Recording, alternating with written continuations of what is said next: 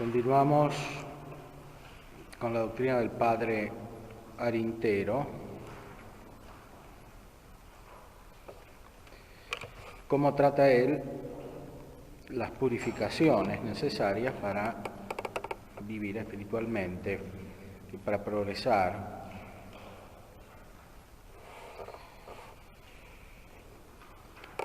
Se supone que se es fiel a los ejercicios espirituales, es decir, a la oración, a los sacramentos. Los fieles seguidores de Cristo por nada abandonan su acostumbrada oración y, a pesar de haber perdido toda luz y fervor sensibles, la prolongan en vez de abreviarla. Se acostumbran a permanecer constantemente ante Dios con una vista amorosa, sin apartar de Él los ojos del corazón ni aun entre las mayores ocupaciones. En medio de la oscuridad y silencio de todas sus potencias van sintiendo como una delicadísima luz superior que los vivifica, los conforta y los atrae, de modo que sus corazones están siempre donde su único tesoro. Así están amando de continuo y como escuchando lo que adentro les dice el Señor, que precisamente para hablarles al corazón los pone en esa mística soledad. Como ovejas fieles de Cristo oyen su voz y le conocen y siguen. Él se digna manifestarles claramente cuando se ven en mayor peligro. A veces notan su dulce presencia por más que aún no se les descubre. Mas el corazón lo presiente como a través de un muro y queda cautivo de amor. Otras veces en medio de la oscuridad pasa como un clarísimo relámpago que disipa las tinieblas y les descubre hermosuras no conocidas de los mortales. Los deja embelesados aunque vuelvan a quedar de nuevo envueltos en la oscuridad. A veces esa iluminación y esa atracción son tan delicadas y repentinas que el alma apenas puede darse cuenta más que de los saludables efectos que con estos favores recibe. Pero otras son tan claras que le es imposible dudar que su dulce amor y no otro fue quien así la embelesó y cautivó, dejándola en un momento consolada, reanimada y del todo cambiada. Con esto se alienta para seguir más firme en las pruebas, viendo cuán provechosas le son, y se resuelve firmemente a no abandonar la oración por nada. El mismo padre Arintero daba ejemplo porque al final de su vida oraba 3 horas todos los días. 3 horas de contemplación, además de la oración litúrgica. Porque la contemplación requiere tiempo en cuanto no estamos ya perfeccionados, inmediatamente dispuestos para recibir la luz de Dios. Y los mismos sacramentos, la Eucaristía, la celebración de la Eucaristía, los otros sacramentos, requieren una preparación para ser recibidos con fruto, para que produzcan en nosotros la misma contemplación. De otra manera, la Eucaristía, aunque contiene la gracia, la transmite y da la fuerza, no puede producir su efecto con toda su plenitud. Es necesario entonces que haya una disposición, y esa disposición es la oración contemplativa. En la oración contemplativa suceden estos fenómenos que describe, es decir, que hay iluminaciones, que hay oscuridades, que algunas son más intensas, que otras son más difusas, que se va recibiendo la luz en medio incluso de las ocupaciones, porque la contemplación prepara para estar también en medio de las cosas y de las personas con la mente puesta en Dios. Eso requiere momentos especiales de contemplación que deben ser cada vez más prolongados. Por eso es necesario tener una inclinación a la soledad.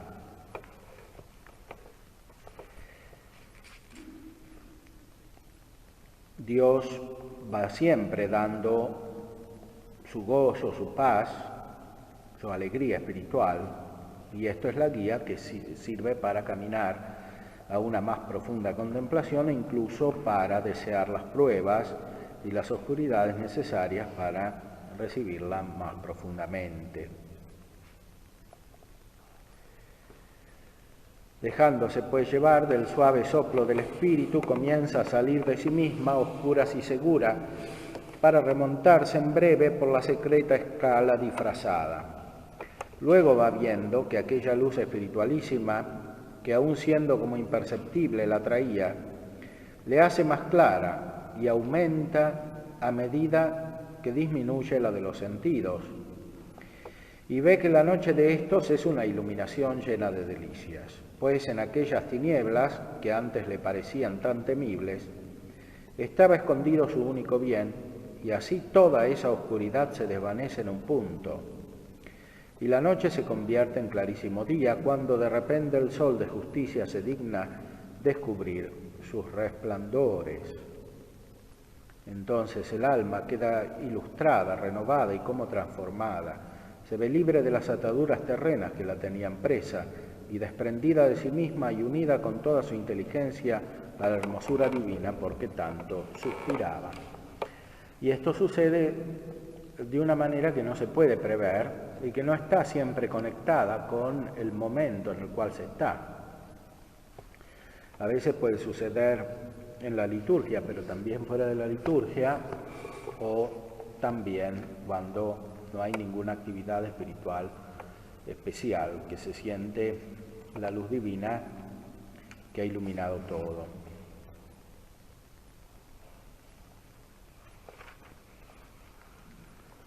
Entonces, el alma queda ilustrada, renovada y como transformada. Se ve libre de las ataduras terrenas que la tenían presa y desprendida de sí misma y unida con toda su inteligencia a la hermosura divina por la que tanto suspiraba. Y llena de felicidad y de un gozo inefable y purísimo que no es como los de esta vida, da por muy bien empleados todos los trabajos y pruebas que tanta dicha le merecieron, y por volverla a disfrutar un solo momento no dudaría en ofrecerse a todos los trabajos del mundo. Porque en el camino espiritual, a medida que se camina, el pasado va desapareciendo y por eso se hace más viva la impresión del presente, y cuando es la impresión del presente gozoso del contacto con Dios, las impresiones del pasado desaparecen más rápido y por eso parece que todo lo que se sufrió antes no existe, como que no tiene la importancia que se le daba cuando se estaba en el acto de sufrir. Va desapareciendo, más aún queda solamente su efecto en la inteligencia y por eso se lo ve como algo necesario. Esto es lo que experimentaban los santos cuando deseaban estas purificaciones para seguir adelante.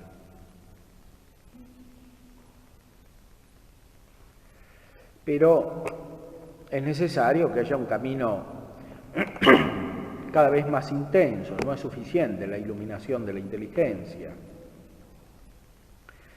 Esta notoria iluminación del entendimiento, que así queda absorto en la contemplación de la divina hermosura,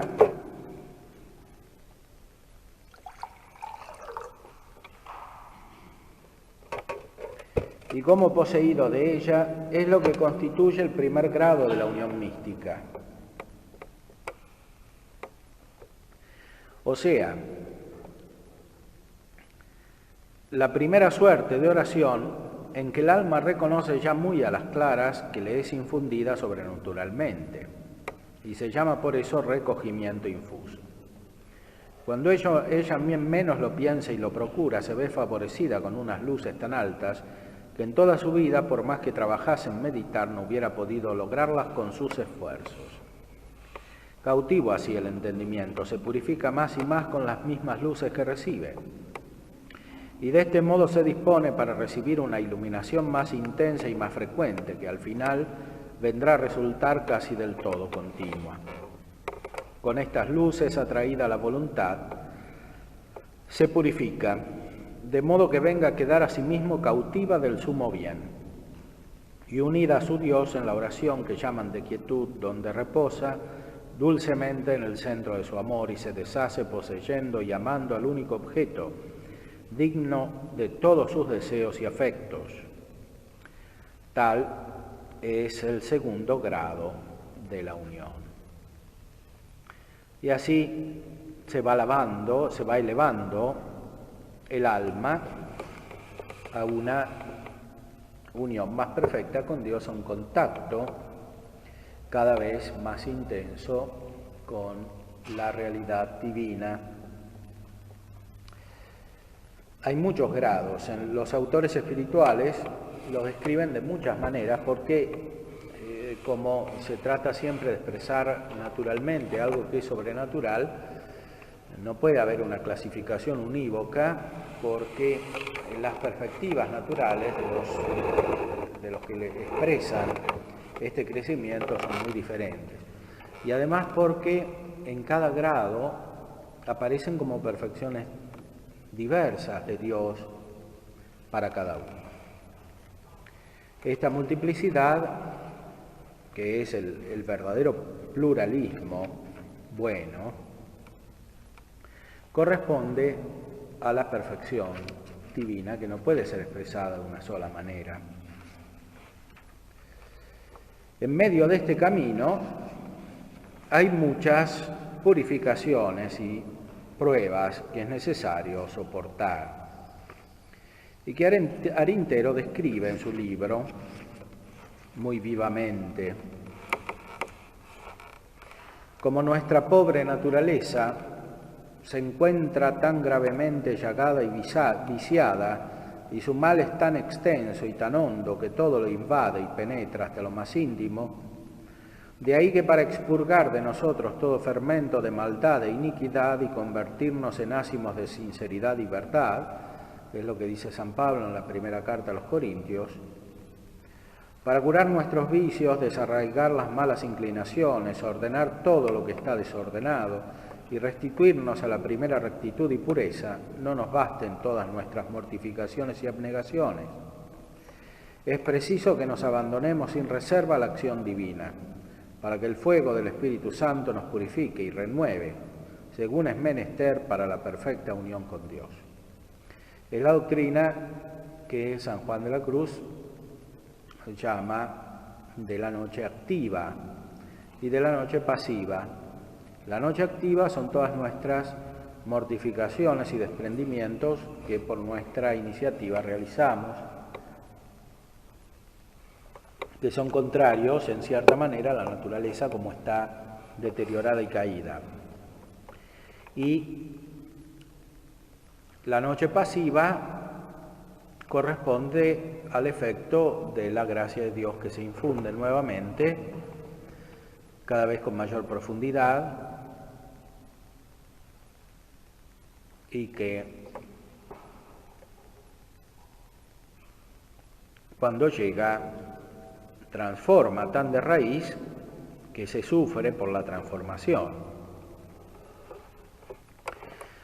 Las purificaciones pasivas son las que realizan cabalmente la obra, porque nunca con las mortificaciones y los esfuerzos humanos se puede llegar a la perfección. Las purgaciones que necesitamos deben penetrar hasta el fondo mismo del alma y extenderse a todo, ya que a todo alcanzó el desorden de la culpa y tienen que ser tanto más variadas y enérgicas, cuanto más numerosas y más fuertes sean las malas inclinaciones, tanto más violentas y dolorosas cuanto mayor sea la gravedad y el número de las propias faltas. Y en fin, tanto más delicadas e íntimas cuanto más honda esté la raíz del mal. Los autores espirituales, mismo San Juan de la Cruz, supone que lo que está desordenado en nosotros es todo. No que todo sea malo, pero sí que todo está desordenado, porque el mal que proviene del pecado original, aunque se nos haya borrado por la gracia y el bautismo, afectó el conjunto de la persona, no solamente una parte. Por eso la reformación tiene que ser total, en la parte sensitiva y sobre todo en la parte espiritual, porque como explica el mismo santo, la purificación sensitiva no se realiza del todo hasta que no está realizada la purificación espiritual. Y cómo la mala inclinación y la falta de rectitud y pureza llegan hasta lo más profundo y oculto. Para restablecer estas y desarraigar bien aquella, no bastan ni pueden bastar todos nuestros esfuerzos, diligencias, cuidados, mortificaciones y penitencias imaginables, pues hasta somos incapaces de conocer la grandeza del mal y por tanto descubrirlo todo y buscarle el debido remedio. Este es uno de los males principales de la soberbia, que al amar desordenadamente la propia excelencia no permite ver el mal que alguien tiene. Por aquí se ve cuán descaminados andan los que con sola su industria y sin contar con auxilios de nadie pretenden restablecer el orden y llegar a la perfección.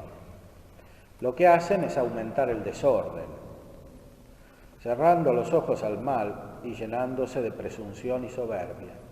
O sea, es muy necesario que la purificación nos venga de afuera, no solamente de adentro, porque cuando tratamos de purificarnos nosotros mismos, no vemos dónde están los males principales. Y de esta manera se aumenta el mal, se aumenta la deformación. Hasta en las cosas que nos parecen más puras, rectas y santas, cometemos mil imperfecciones inadvertidas, las cuales de ningún modo podríamos descubrir sin una luz superior, ni menos corregir sin una fuerza superior que venga en nuestra ayuda. Y como nada viciado ni manchado puede juntarse sin desdecir, chocar y repugnar con la suma pureza, santidad y justicia, de ahí que para llegar a la perfecta unión y a la divina perfección sea menester que el mismo Dios ponga mano en la obra de nuestra purificación y rehabilitación. Así de poco nos servirían todas las mortificaciones y purgaciones activas que nosotros emprendemos, si Él mismo no las perfeccionara y completara con las pasivas, a que nos somete su misericordia, pues estas son las que alcanzan hasta lo más hondo y nos descubren y corrigen innumerables faltas e imperfecciones que nosotros ni aún podríamos notar, cuanto menos remediar. El mismo Dios piadosamente se las oculta a las almas muy fervorosas a fin de que no se dejen abatir ni desalienten, y solo se las descubre por grados a medida que necesitan purificarse y someterse a nuevas pruebas. O sea, descubrimos nuestros propios males de una manera creciente, a medida que vamos creciendo en la luz que Dios nos da.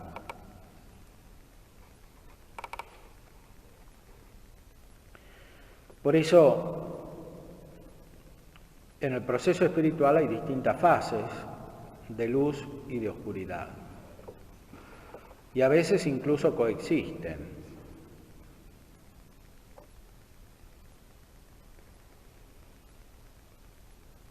Puede haber una luz en lo más profundo y una oscuridad en lo más exterior de nuestra persona.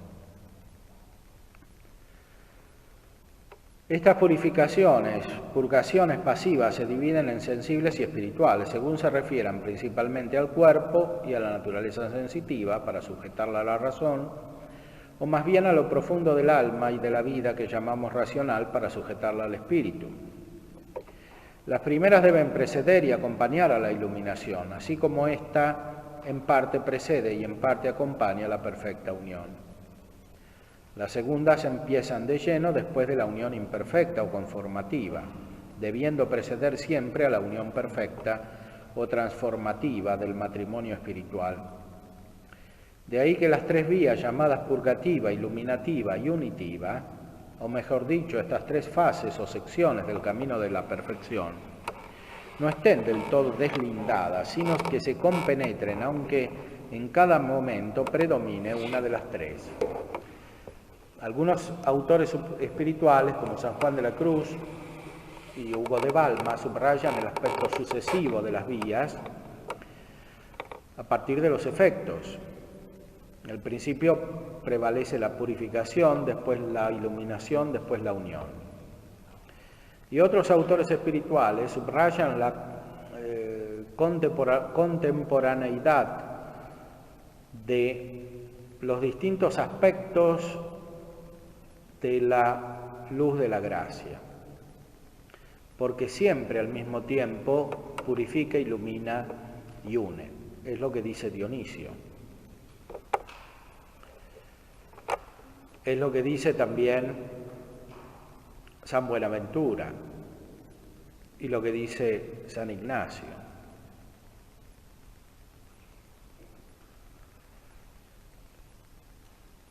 Y muchas veces nosotros lo experimentamos, porque se mezclan los fenómenos espirituales, sobre todo cuando no lo sabemos discernir, que es cuando necesitamos transformarnos.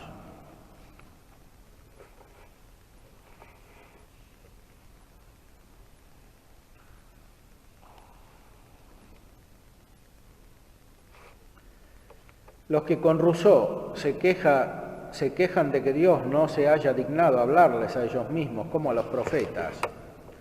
Por cierto que en su ciega presunción no sueñan siquiera en las difíciles pruebas a que necesitan someterse y ser sometidos para poder oír con fruto la voz divina. Nadie puede ver a Dios ni aún oír su divina voz sin morir a sí mismo. Este es uno de los problemas más graves que tenemos en la concepción cristiana actual, esta falta de sentido de la evolución.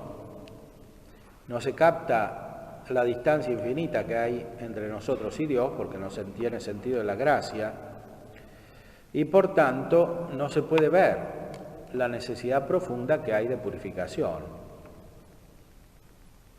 No se puede ver la necesidad de transformación. Todo queda en la misma dimensión como una colección de actos. Para ser iluminados hay que acercarse al mismo Dios en la santidad y pureza de vida. Y para llegarse a Él hay que descalzarse como Moisés, o sea, desnudarse de los viles afectos terrenos. Mas no basta haberse purgado ya de algún modo de las inclinaciones groseras del hombre animal para oír la voz de Dios en el fondo de nuestras conciencias y recibir las luces divinas como conviene. Se necesita gran recogimiento y atención y una sencillez y pureza sobrehumanas. Dios lleva el alma a la soledad para hablarle al corazón, y esta alma debe ser del todo pura y sencilla y estar recogida y atenta para sentir y entender ese divino lenguaje. Por eso, como ya manifestamos, es necesario que haya una inclinación principal a la contemplación y a la soledad, antes que a la acción externa y al apostolado. Porque el apostolado eficaz realmente es el que surge de la contemplación. Y cuando surge efectivamente la contemplación, no hay duda de que surge de ella.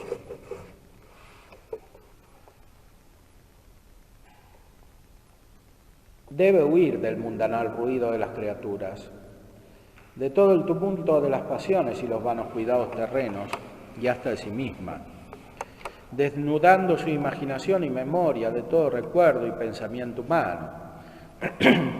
Si quiere sentir aquel suave y silencioso susurro del Divino Espíritu, que nos está hablando la palabra escondida, y a la vez debe tener una rectitud de intención, unos ojos tan limpios y cándidos, que toda sea transparente y sin la menor doblez, para que no se repliegue sobre sí misma, atribuyéndose nada de lo que Dios dice y obra en ella. Porque esto sería el mal ojo, el oculus nequam del amor propio, que todo lo vicia y pervierte, volviéndolo tenebroso. Mientras con el ojo sencillo todo queda iluminado. Por eso insiste mucho en el recogimiento. El recogimiento es principalmente la contemplación infusa, que cuando es intensa implica una soledad, una tranquilidad, un apartamiento de las criaturas, que es principalmente interior, aunque dispositivamente también exterior. Por eso los santos se iban al desierto, los padres del desierto se escapaban de las ciudades para ir a luchar espiritualmente a las soledades en Egipto, por ejemplo, donde empezaron. Los carmelitas se consideran herederos de los padres del desierto, continuadores de aquellos que se recogían en los éremos.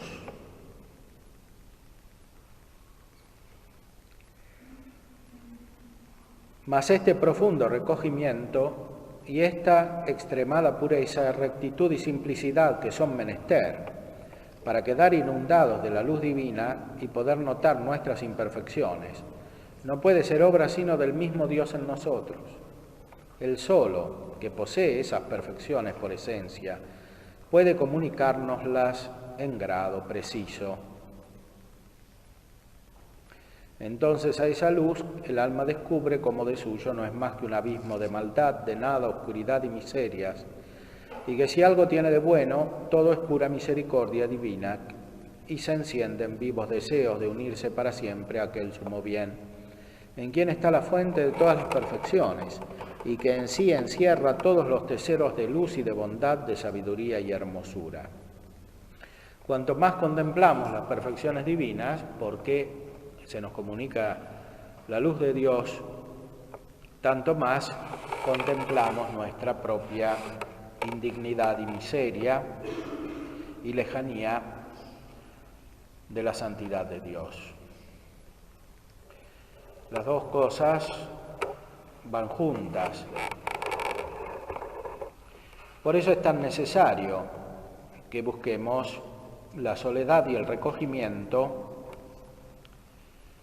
para que nos conozcamos también a nosotros mismos y conozcamos lo que en nosotros es don de Dios y lo que en nosotros es propio, de manera tal que nuestro mismo apostolado sea eficaz, porque cuando no nos conocemos a nosotros mismos, mezclamos lo que es de Dios con lo nuestro y arruinamos lo que es de Dios, porque lo oscurecemos.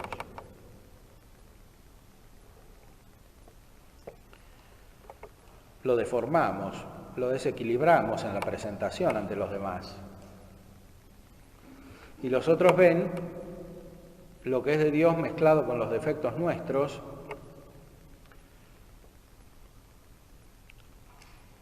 y así lo que es de Dios no los atrae, porque lo ven filtrado por nuestros propios defectos.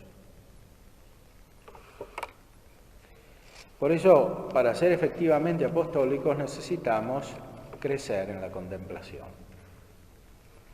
Había un famoso abad cisterciense, Don Yotar, que escribió ese libro, El alma de todo apostolado. El alma de todo apostolado es la contemplación. Y por eso, en el mismo libro, ataca tanto las ocupaciones que impiden la contemplación. Y pone un texto de San Bernardo que hablaba de las malditas ocupaciones del Papa. Porque el Papa tenía tantas ocupaciones que no podía contemplar y no podía gobernar bien. Y aunque nosotros no seamos el Papa, también tenemos ocupaciones que nos pueden perturbar. Por eso necesitamos crecer en la contemplación, pero además inclinarnos a la contemplación, para estar unidos a las perfecciones divinas y para presentarlas a través de su reflejo en nosotros y no a través de nuestros propios defectos. Y nuestros propios defectos abarcan toda la personalidad entera. Por eso la purificación debe ser radical.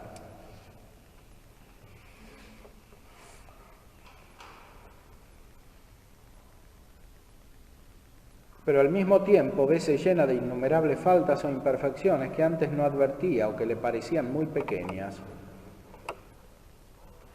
porque no tenía ojos para verlas, o porque no eran o porque lo eran solo en comparación de las que llamamos graves, pero que en sí resultan enormes en presencia de la santidad infinita y no pueden menos de impedir la unión tan deseada.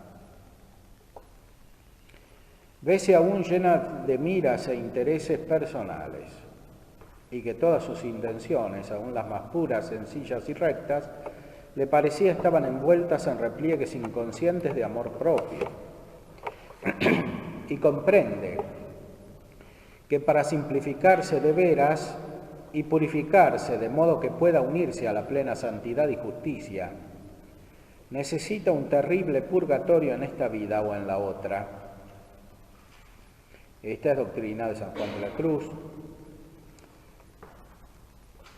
La misma luz de Dios que purifica a los ángeles en el cielo es la que purifica a las almas que están en el purgatorio y la que purifica a las almas que están en este mundo cuando entran en la noche oscura,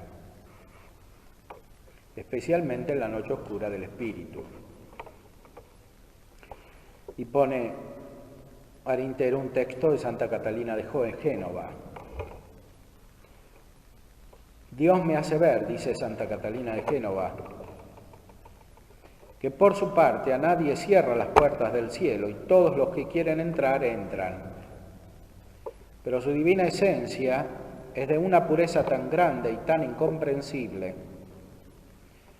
que el alma, que en sí tiene el más pequeño átomo de imperfección, antes se precipitaría en 1000 infiernos que presentarse así ante tan santa majestad.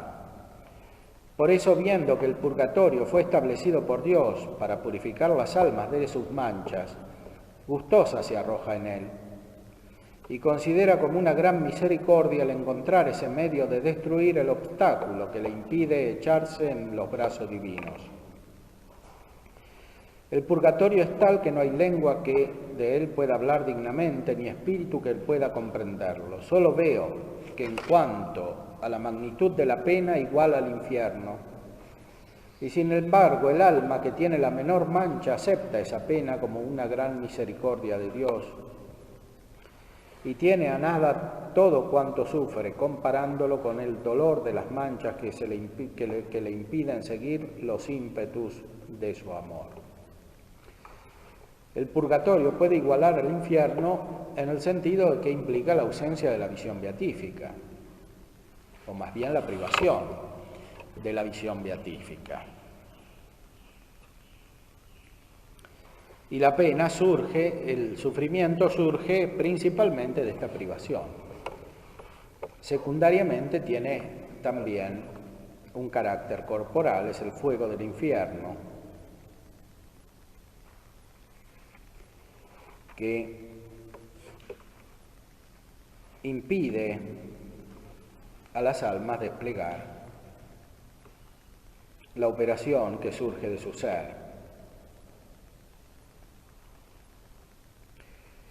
Y el ansia ardiente que tiene de unirse a su Dios cuanto antes y verse libre de las miserias que la afean y de los defectos que a él tanto le desagradan, la obliga a exclamar con ardor, dice todavía Arintero: pruébame, Señor, y tiéntame, abraza mi corazón y mis entrañas, y mira que no quede en mí ningún germen de maldad, y que yo entre por tu camino recto. Es el Salmo 25 y el 138. Y así se somete gustosa a todas las pruebas que el Padre Celestial quiere enviarle. Y si entre ellas se siente desfallecer, luego procurará resignarse, acudir a la oración y decir: hágase tu voluntad y no la mía. Santificado sea tu bendito nombre y venga a mí tu deseado reino. Es necesario desear la purificación, que es lo mismo que desear la contemplación, porque tienen la misma raíz, la contemplación en sentido positivo y la purificación en sentido negativo. Es la misma luz de Dios que ilumina y purifica.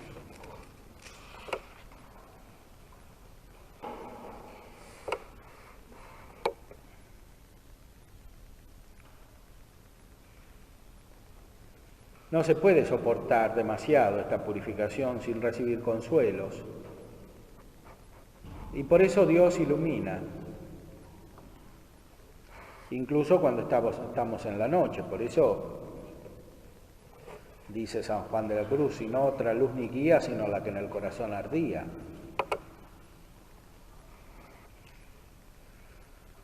Y por eso explica Arintero: mas antes de llegar a estas vivas ansias y a estos puros y ardientes deseos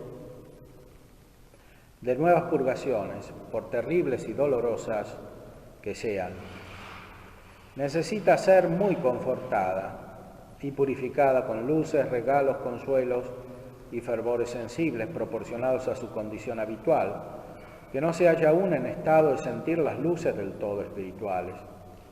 Y debe esmerarse mucho en procurar la pureza de corazón, para que con el salutífero baño de aquella sangre, que todo lo purifica, vigoriza y renueva, le sane el paladar, de modo que pueda apreciar las dulzuras de la cruz.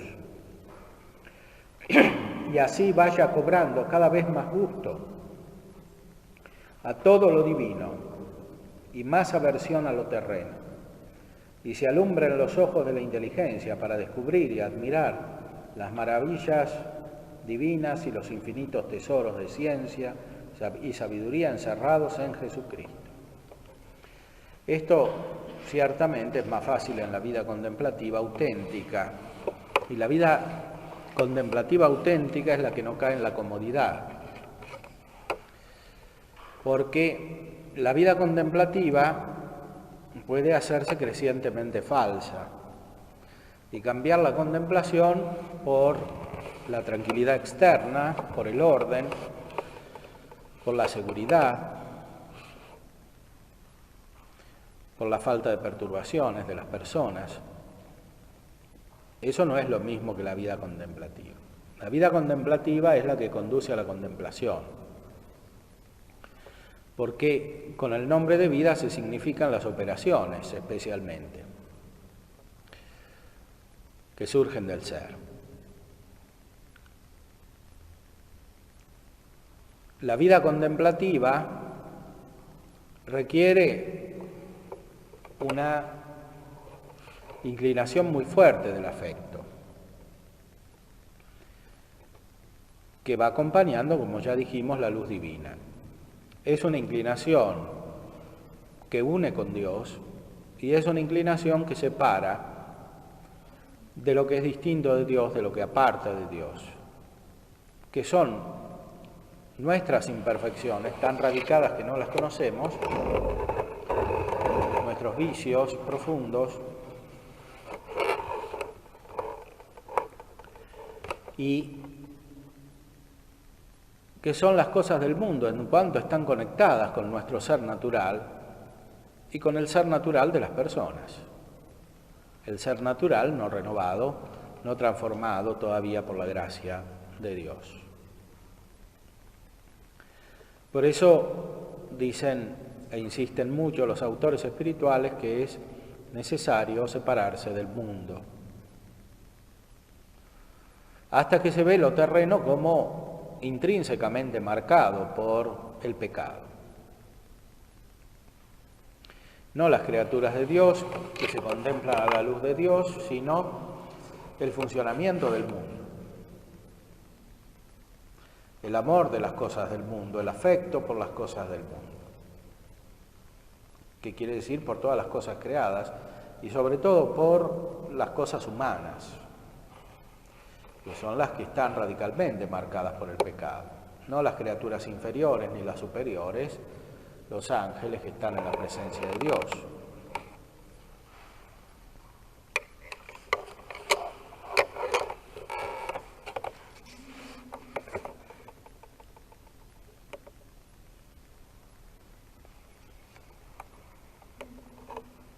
Cuando con la mortificación exterior e interior, la continua guarda de los sentidos y la vigilancia sobre los más íntimos movimientos y afectos,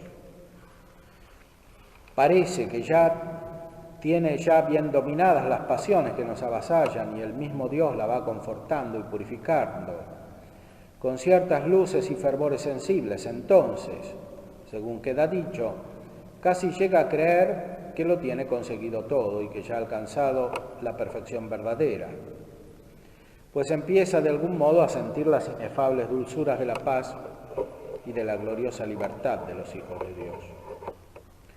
Por experiencia va conociendo cómo esa libertad consiste precisamente en romper los lazos de las pasiones y en saber conformarse con la inefable norma del deber, cuál es la voluntad divina.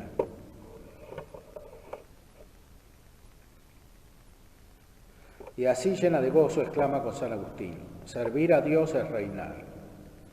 Pues con esa venturosa paz que los justos disfrutan, se sienten ya como verdaderos ciudadanos del pacífico reino, donde Dios les trata como a hijos regalados, colmándoles de favores y adelantándose a darles gusto, ya que cumple la voluntad de los que le temen y escucha sus peticiones. De ahí que las mismas penitencias y austeridades se les tornen sabrosas por los dulces consuelos que traen y las amorosas y fervientes ansias que despiertan. O sea, Dios nos va consolando para alentarnos a entrar en la purificación y en la lucha espiritual. Y por eso muchas veces Dios acoge nuestras peticiones de una manera muy visible, muy evidente para nosotros, que nos habló personalmente, y otras veces, casi inmediatamente, parece que nos abandonó y que no escucha nada de lo que decimos y nos deja en la purificación.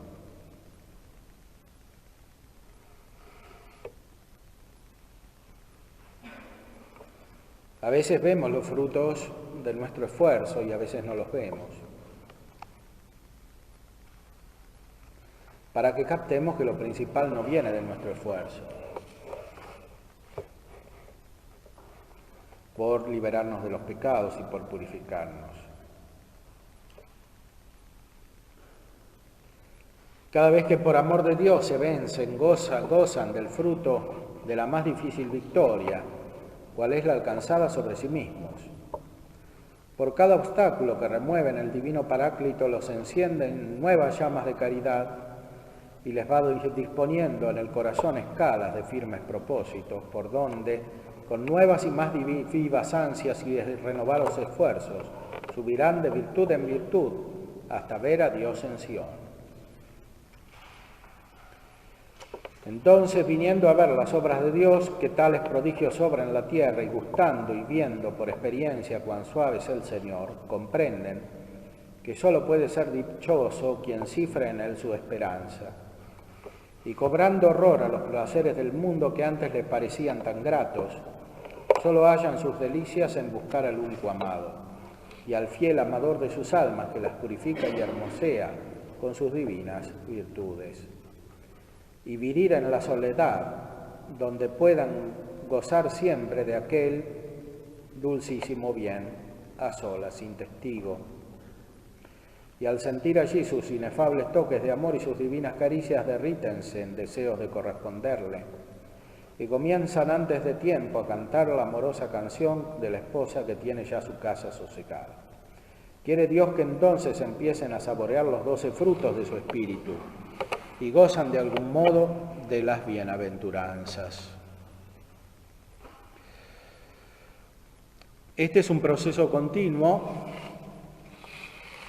San Juan de la Cruz describe las etapas principales, pero muchas veces se da de una manera evolutiva, como describe aquí Arintero. Se pasa de una fase a la otra, cada vez más intensamente.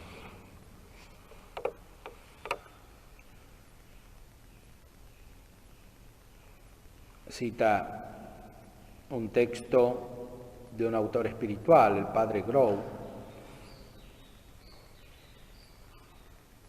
o Gru,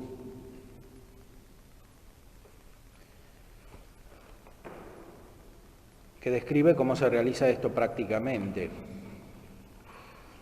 Las almas que se entregan a Dios plenamente, que le ofrecen todo su corazón y que no se dejan llevar del amor propio y del propio interés, esas, dice el padre Gru, desde el primer momento de su conversión empiezan a gustar cuán bueno es Dios y cuán favorablemente acoge al pecador sinceramente convertido. Mas esta paz que el alma goza en un principio no es nada, en comparación con la que Jesucristo le promete, aún en esta misma vida, si continúa siendo generosa y fiel. El término de la vida espiritual es una unión inmediata y central con Dios. Y no solo es unión, sino que es transformación y unidad. Es la expresión de la adorable unidad que reina en las tres personas divinas. Así lo dijo expresamente Jesucristo en la última oración que por sus escogidos dirigió al Padre. En el Apocalipsis se expresa la íntima familiaridad de este comercio entre Dios y el alma, diciendo: cenaré con él y él conmigo.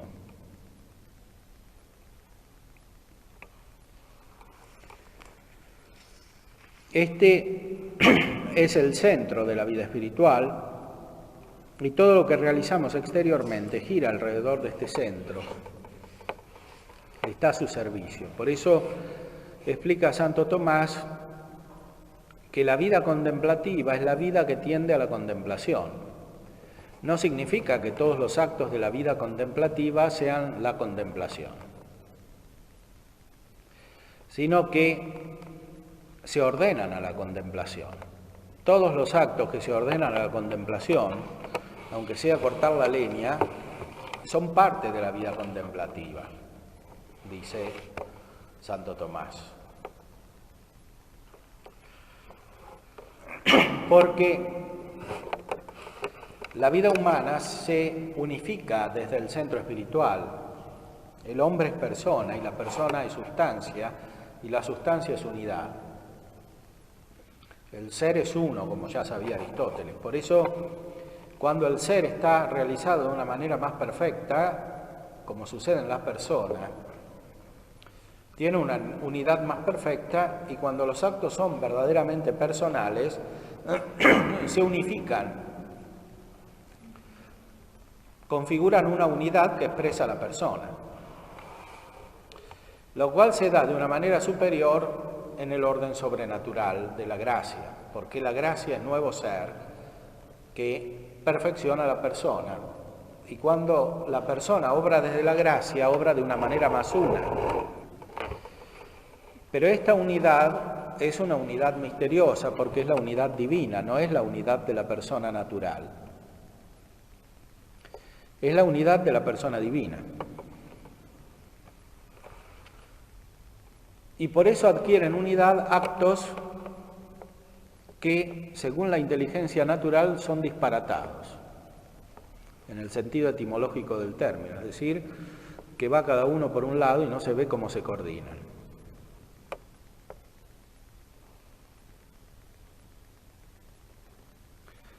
Como los actos de uno que obedece en la vida religiosa y hace cosas que no le gustan y que además no sabe para qué sirven. Y tal vez en sí mismas no sirven para nada, pero sirven en la unidad de la operación, que es sobrenatural. Esto muy especialmente se cumple en orden a la contemplación, cuando la vida es auténticamente contemplativa. Que no quiere decir que toda ella consiste en la contemplación, como decimos, sino que adquiere su unidad desde la contemplación y en orden a la contemplación. Porque todo prepara la contemplación o expresa la contemplación.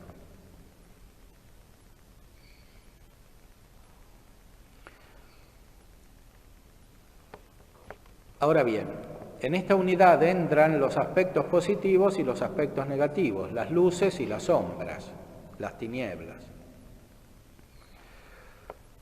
las consolaciones y las desolaciones. No solo las operativas, las que describe San Ignacio cuando hay que discernir qué obrar y qué no obrar, sino las más profundas, las que describe San Juan de la Cruz, que son parte de la contemplación misma.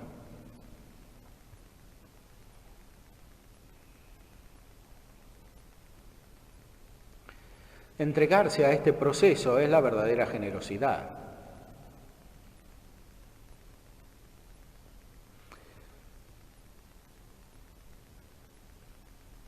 Es como entrar en el vientre de la ballena, que decía Jonás, que tragó a Jonás.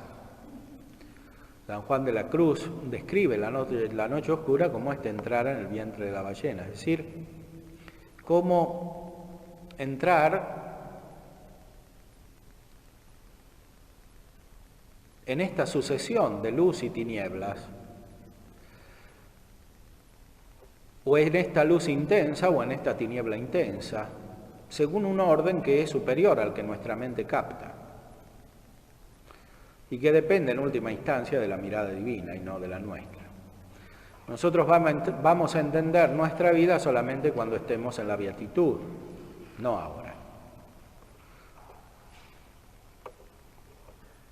Por supuesto, cuanto más avanzamos y nos unificamos, tanto más vamos entendiendo de lo que vivimos y de lo que nos pasa, que es diferente para cada uno. Y como lo vemos a la luz de la mirada divina, todo se integra, lo que Dios permite, lo que Dios nos manda, lo que Dios nos aconseja, lo que Dios hace en nuestra vida.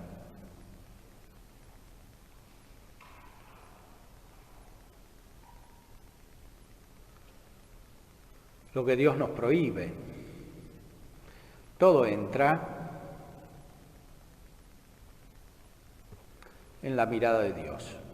Y todo lo vamos descubriendo a la luz de Dios en la medida en que somos fieles y somos generosos y avanzamos, o más bien es Dios el que nos hace avanzar donándonos su gracia. Y mientras tanto no entendemos bien cómo se conecta lo que nos manda con lo que nos prohíbe, lo que nos aconseja con lo que hace con lo que permite muchos males en nuestra vida.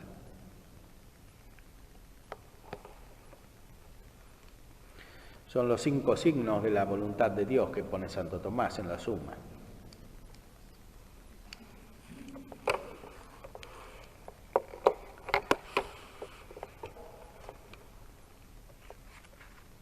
Ahora, cuando uno está en este proceso, como decimos, no siempre entiende. No aciertan a darse razón de lo que les pasa, es un desconcierto para ellas verse tan de repente caídas del altísimo estado en que se suponían, en la aparente miseria y desgracia en que se ven.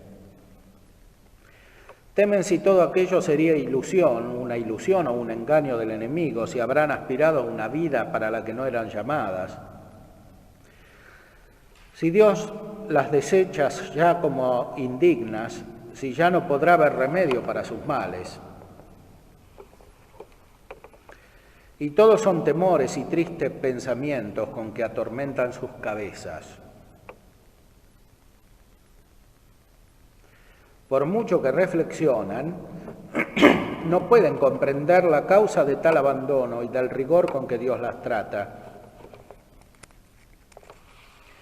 Cuando empezaban a servirle y amarle de veras, entonces es cuando las deja sepultadas en el olvido y entregadas a su propia flaqueza. Temen si le habrán ofendido sin advertirlo y vuelven y revuelven sus conciencias para ver en qué. Y aun cuando no pueden ver nada claro, como se encuentran en tal desconcierto entre el desorden de las malas inclinaciones, creen que en todo consienten que viven en pecado y justamente están ya reprobadas. Gracias a Dios, en la época de Arintero no existían los psicólogos, si no los hubieran mandado derecho.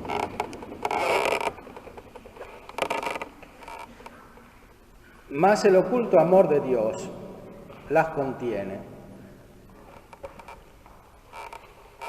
para no caer en desesperación.